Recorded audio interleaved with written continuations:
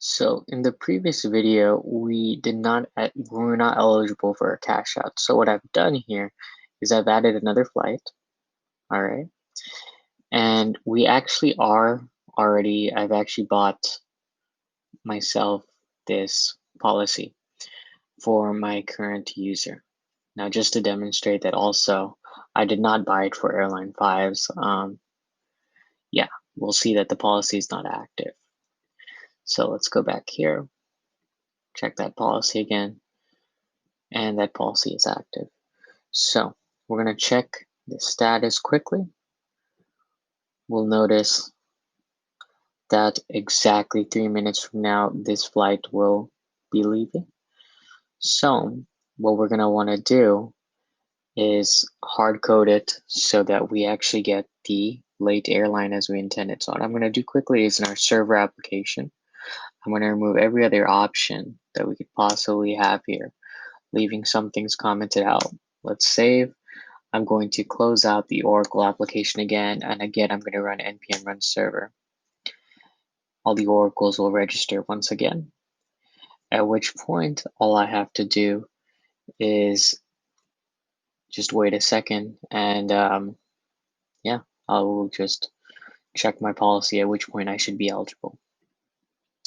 So it is now 3:50. I've skipped ahead a couple of minutes. What we're going to want to do is retrieve this flight info once again. And this time we should have forced it to give us what we wanted, which is the late airline. Fantastic. So at this point, what I'm going to want to do is recheck my policy because previously the payout was false. Check that policy. And now we'll see, actually a payout is available. So what I'm going to do at this point is select the flight where I do have a policy for, and there is a payout available.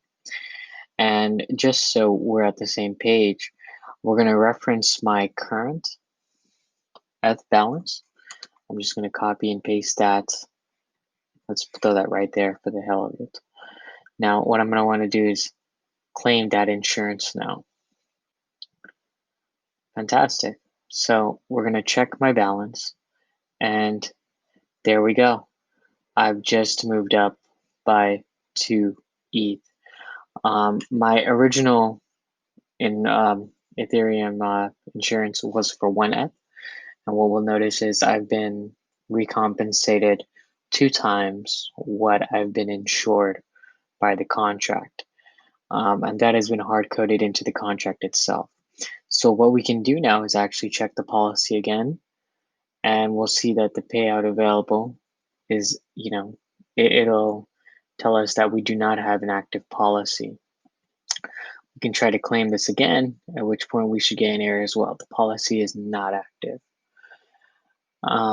So yeah, we can request this again, also just as an aside, and we do not actually contact our Oracle services once again after they've responded the first time. There is a bool in the contract, which once the status has been set once, our Oracle services are not reached out to a second time because the flight status has already been determined.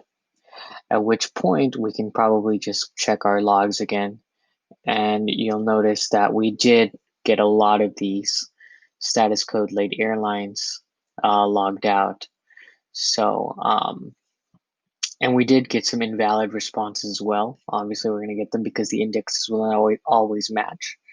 But yeah, that is the application.